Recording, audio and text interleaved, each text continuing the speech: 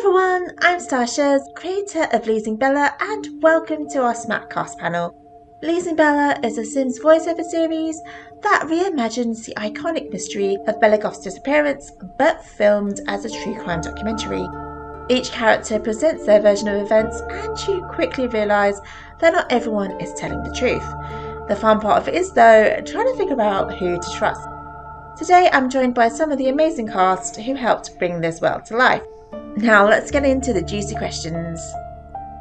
Along with many others, I absolutely loved your performance. What was your thought process for getting into character when recording for Dawn? Thank you so much for the compliment, it really means a lot because it is one of my first times ever acting for something like this, something this major, and I'm very, very, very thankful that everybody enjoyed my performance, and it's all thanks to Star, our amazing director and writer, and her directorial directions and what I had to do in the scenes.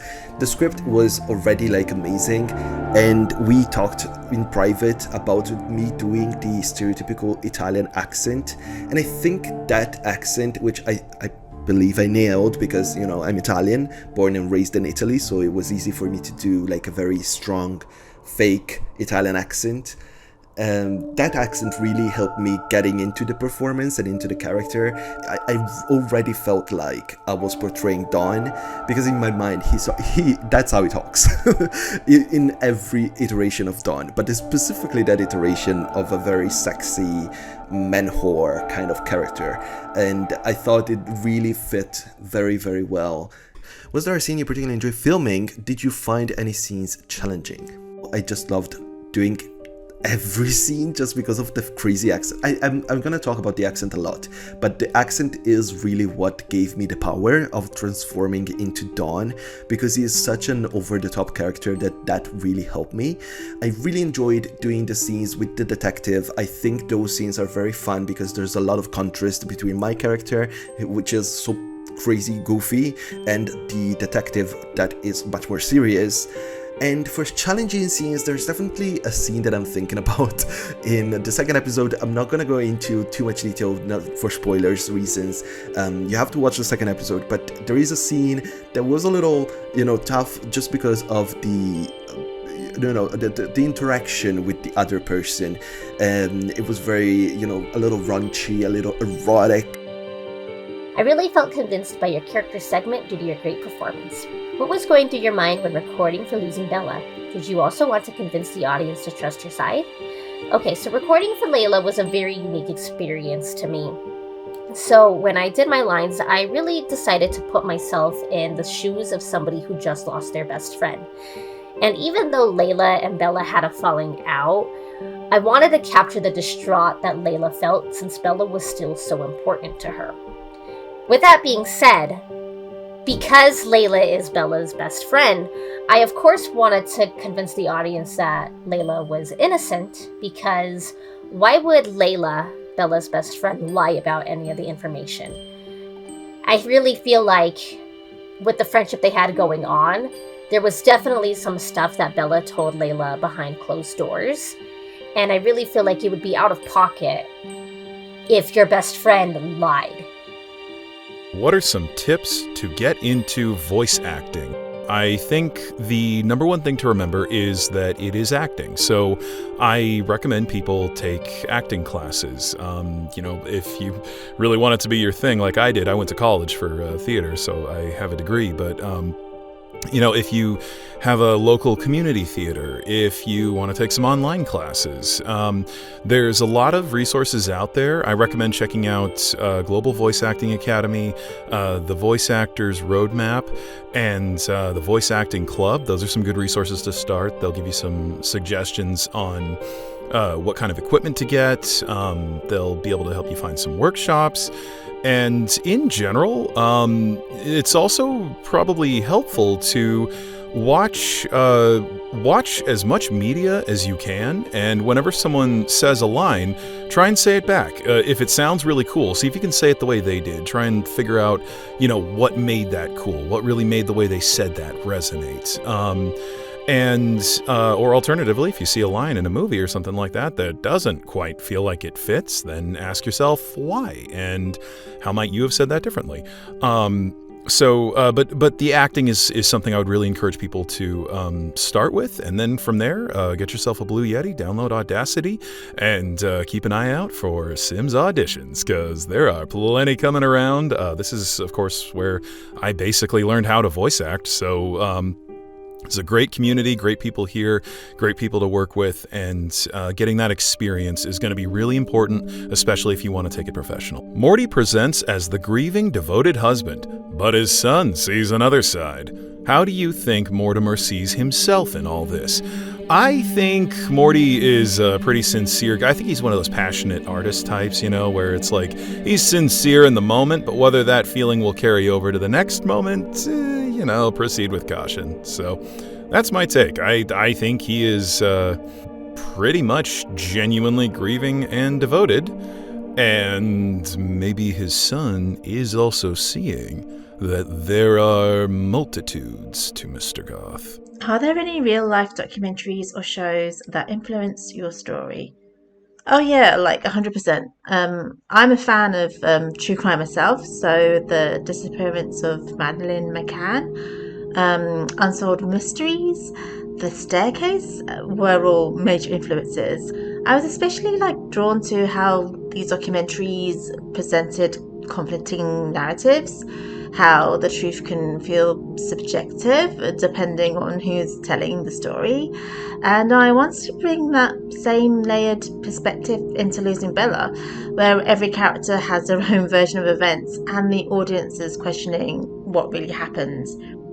I also wanted to give it that fun, classic whodunit murder mystery vibe, so Knives Out was another big inspiration, and of course the game Cluedo, or Clue for the Americans. That mix of mystery, tension and suspicion was something I really wanted to capture in the series. Detective Patel seems professional on the outside, but there's tension brewing beneath. Did you play him as someone emotionally invested in the case, or just trying to get through it? I came up with a backstory that someone very close to him had gone missing when he was young. I had this idea that Patel grew up on the wrong side of the tracks, and this person was really important to Arjun, and they disappeared, and nobody helped to find her. That disappearance is part of the reason that he became a detective in the first place. And then when Bella goes missing, he is trying his best to maintain his cool, calm, collected detective thing, but it's getting to him. And the memories of what happened when this person disappeared and nobody helped, and then with Bella it becomes this cause celeb and everyone is so invested in it and it's the talk of the town and everything, and he just wished that that had been his situation. And so for him, there's a bit of a redemptive arc in trying to find Bella. It's cathartic for him in more ways than one. Alex is one of the most emotionally raw characters in the series. How did you prepare to voice someone carrying so much anger, mistrust toward his own family?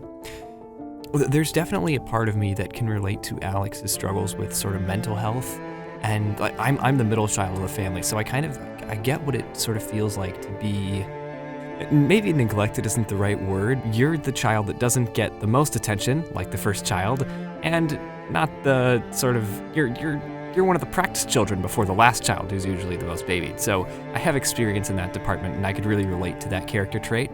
I could tap into my own experiences struggling with sort of anxiety and depression.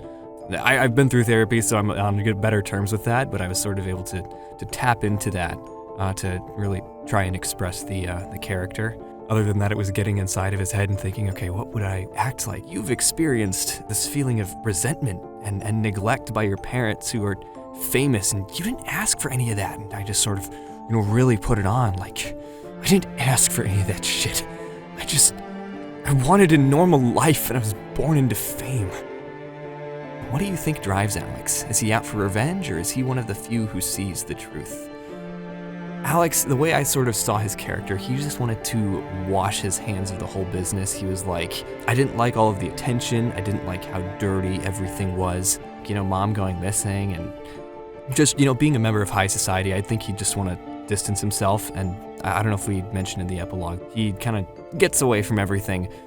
It's very easy to feel victimized and see things a particular way whenever you are sort of in a situation like he is. So I think it's very likely he thinks he's the only one who sees the truth. Whether or not he's totally trustworthy, I think I'll leave that up to you. He definitely has a vendetta against a couple of characters like Lothario and what's her name? It's been a minute. I'm remembering the Diego Lobo, an ass faker than, something about plastic in her ass. What's her name again? Is it Dina?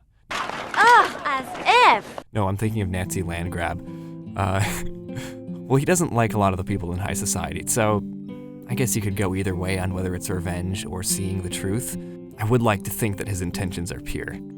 Dina brings so much humour to the show. She's that exaggerated Valley Girl trope. Were there any scenes where you felt like you had to dial Dina down? I think the things that happened naturally that she got dialed down in were scenes where she was sad or she got serious angry. There's a scene where there's very a short line of her getting kind of comedic angry. But for Dina overall, I mean, she was kind of going to sound like a Californian anyway because I have a very generic Californian accent, but I just exaggerate it for her when she's not being serious, obviously. What attracted me to Dina's role? Dina Caliente is my favorite sim from Sims 2, so I kind of needed that. Also, I love me a Valley Girl. I also love me an evil blonde. I don't know. I always I'm not blonde. I have very dark hair and I've never desired to be blonde, but for some reason, the mean blonde characters were always my favorite. And the thing with Dina is she's not straight up mean, but she's I don't know, that Kim K. I start laughing at Kim when she's crying because I just can't help it. Paris Hilton type vibe. I don't know. I've just always enjoyed that as a pop culture kind of trope. So, Do you think Bella's alive? If not, who do you think did it? I'm not 100% sure if I actually think Bella's alive. I think there's possibilities that she could be alive. We know that there's a fake one in Strangetown. So really, there's a possibility that she could be out there and someone's masquerading as her. But I think there's also a possibility that she died, and I would think that Mortimer Goth did it, because I just feel like he had some secrets hidden from her. I think she's alive. And either it's of her own doing that she disappeared, or it's Mortimer's fault. I'm gonna be real. I think it's Mortimer. I guess a second person that I suspect is probably Dawn, and maybe Dina. I think it was a team up. Actually, you know what? No, I'm gonna say I think everybody who's a suspect, possibly, I think everyone got together to do something. Do I think Bella's alive? Oh, for sure. Definitely. You know, if for no other reason than it'd just be so anticlimactic if she wasn't. Yeah, no, I couldn't say who did it. Bella's definitely alive. I think there might have been an attempt on her life and she escaped. I don't know. I really couldn't say more than that. Yes, Bella is still alive, and I will not stop until I find her. I'm coming to find you, Bella, and neither hell nor high water will stop me. Do you think Bella's alive? To be honest, I try not to think if I can avoid it. Is Bella alive? And if not, who did it? Well, sit down, grab some snacks, because let me tell you, you're gonna be so gassed, when you find out that